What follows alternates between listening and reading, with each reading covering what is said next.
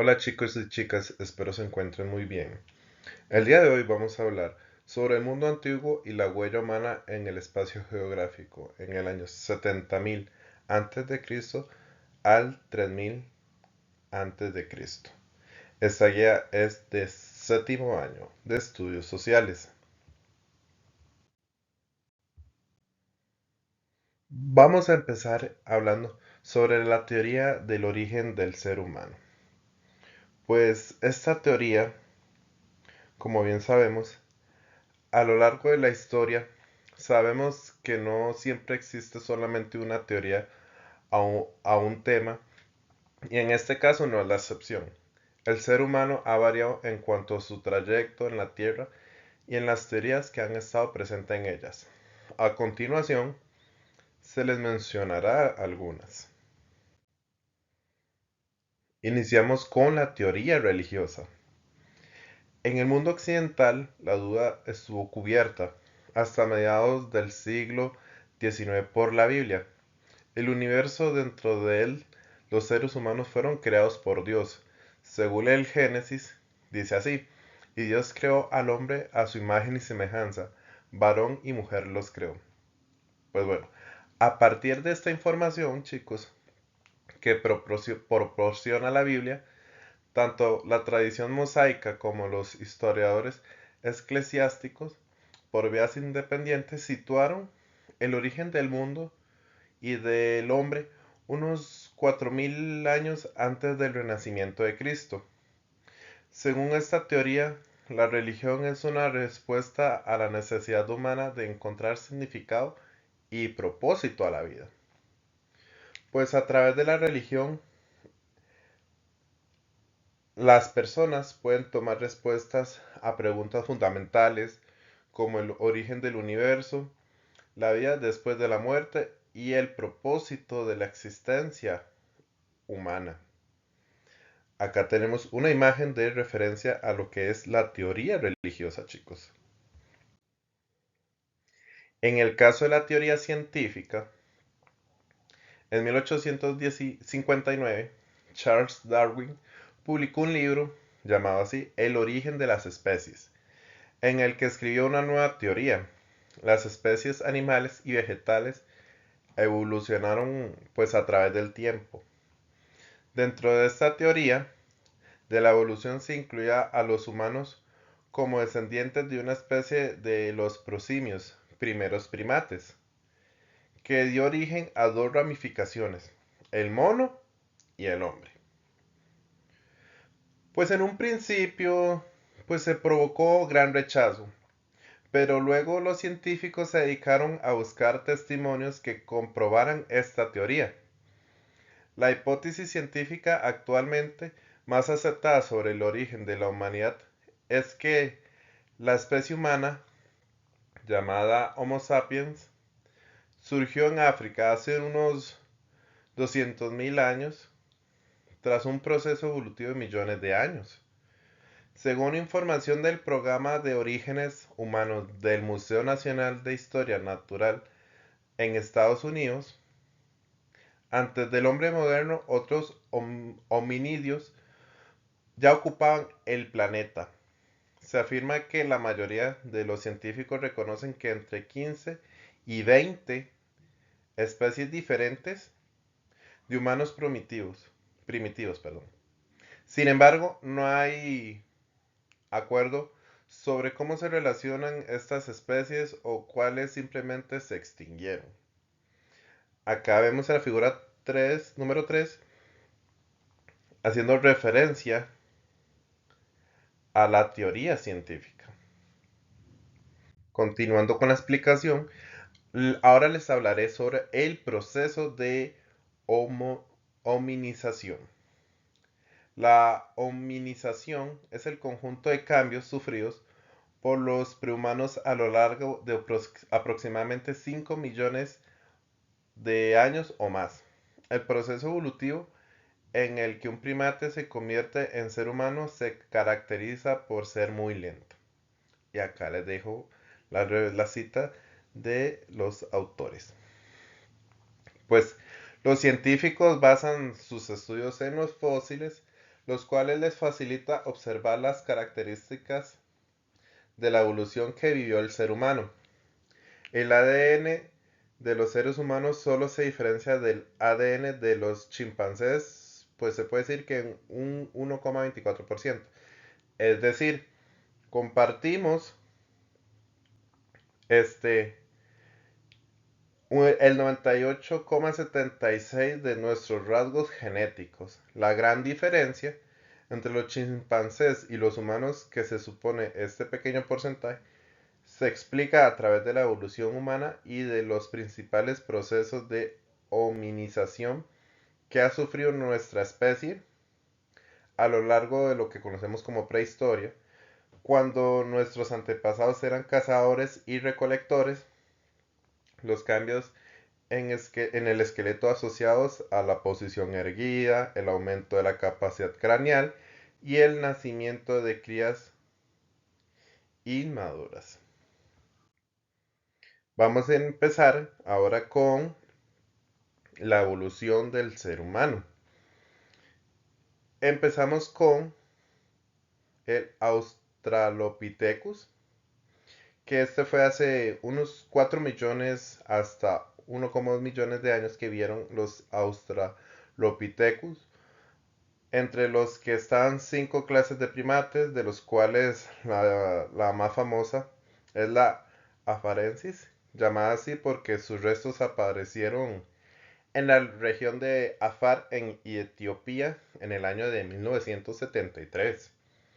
Curiosamente, el Australopithecus afarensis es igual a la de un primate muy evolucionado, con el que produjo pues un gran salto en el complejo de proceso de hominización.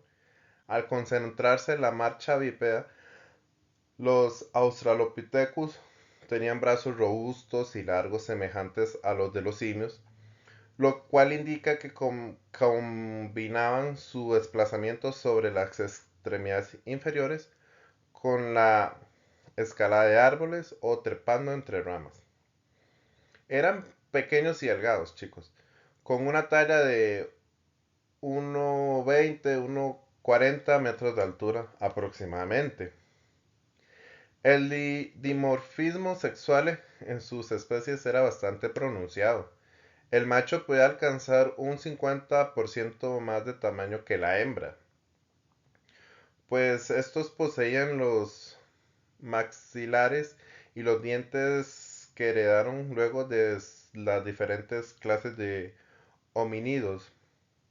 Su arcada dental era redondeada, sus caninos sobresalían un poco y sus incisos eran pequeños en comparación con los premolares y los molares.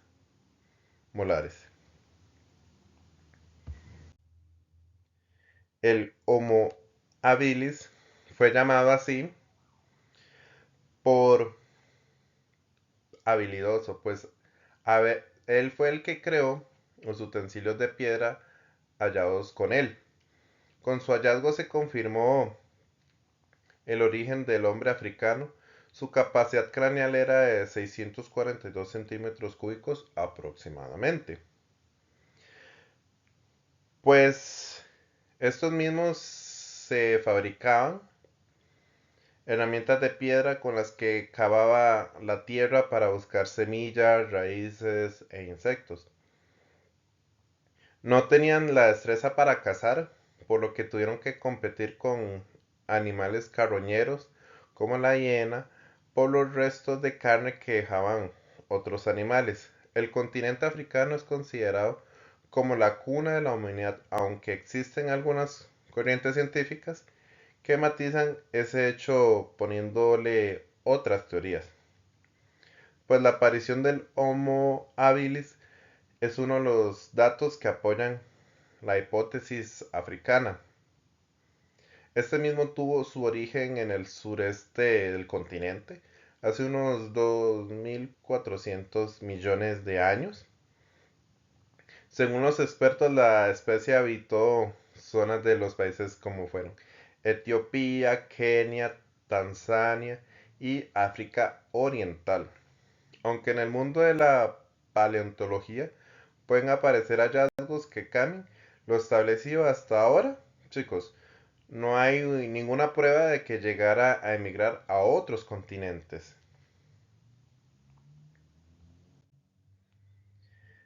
El Homo erectus, pues los descubrimientos a partir de restos hallados en Java, Heidelberg y en Pekín, todos estos con 70.000 años de antigüedad, se caminaban erguidos, eran cazadores.